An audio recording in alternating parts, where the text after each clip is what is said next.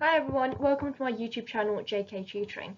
In this short video we're going to have a look at the types of business structures businesses have, and we'll cover things like private limited companies, public limited companies, sole traders and franchises. So this is particularly useful for those who are studying business studies and are also looking to start up a business or looking to expand in the future.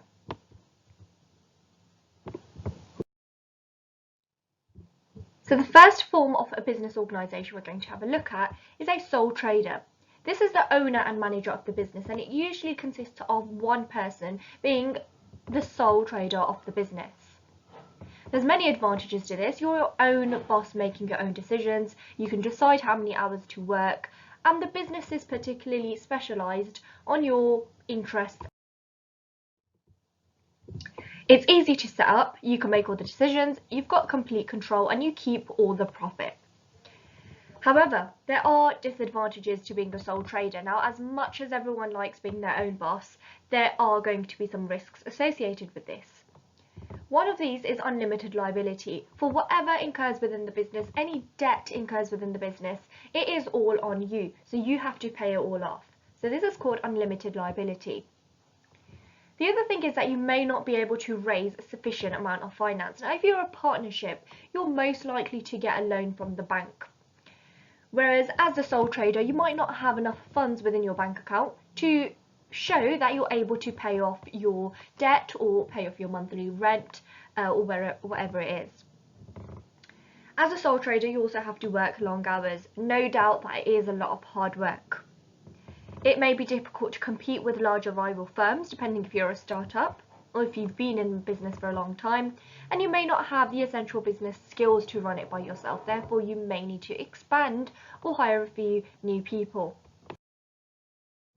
So the second one we're going to look at is a partnership. Now, this is a business owned by two or more people.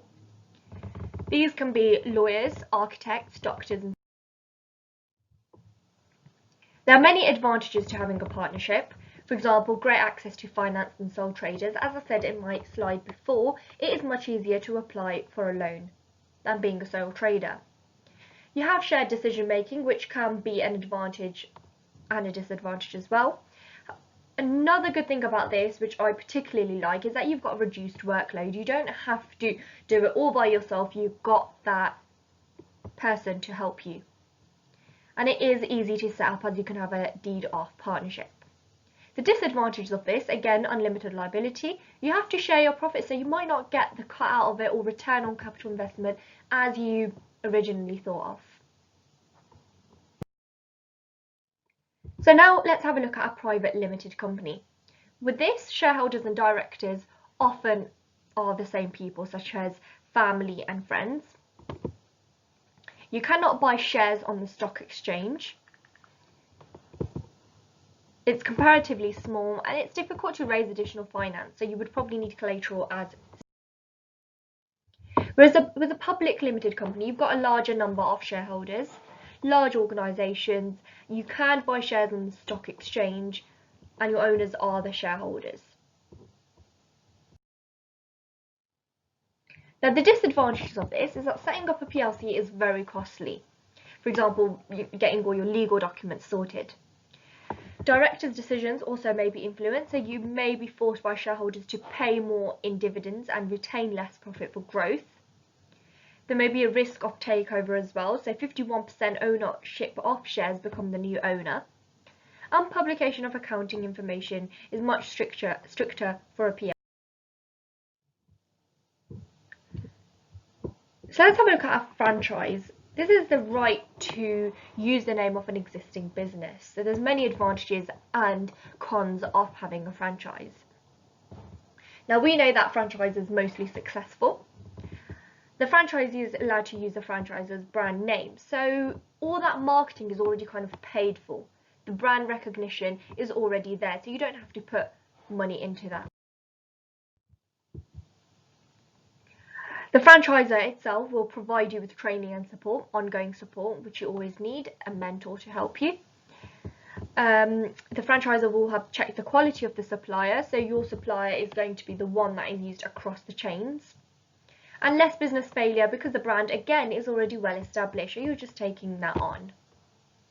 The disadvantage is that a franchise is exceptionally expensive, as the franchisor will take a percentage of the revenue from the franchisee each year, and the franchisee will need to pay for any local promotion. So if you want to target your franchise locally, which obviously you would need to pay for your local promotions. You wouldn't need to worry so much about your national advertising, but definitely for the local promotions, because that is down to you. A joint venture is two or more businesses working together on a business opportunity. So this is a little less different to a partnership. This is where two ventures are working together. So, for example, Sony, or we've got Virgin Media and Teleservices Limited.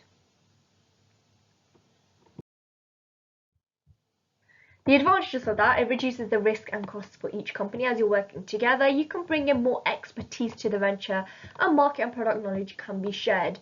So you're gaining those skills, you're gaining that innovation to get that USP in your business. However, any mistakes may damage the reputation of your business, so if one venture makes a mistake, you will have to pay for it as well, as it's a joint venture. Firms may also have different cultures, leadership styles. For example, one may have an autocratic leadership style, and one might have a democratic leadership style. Also, your organisational structures might be shaped differently. Your decision making might be shaping differently. So this does have an impact on both ventures, which may mean you may have to pay for the damage to your brand. So it is very essential what type of business organisation you choose. Now, if you're a small business and you're just starting up, it is important to maybe operate as a sole trader, as it's just down to you. But you may need a few people to also work with you, which also may mean you might need to go into working as a partnership. Now, it is stated that 70% of startups fail, therefore it is very important to undertake business planning carefully and have a contingency plan in place.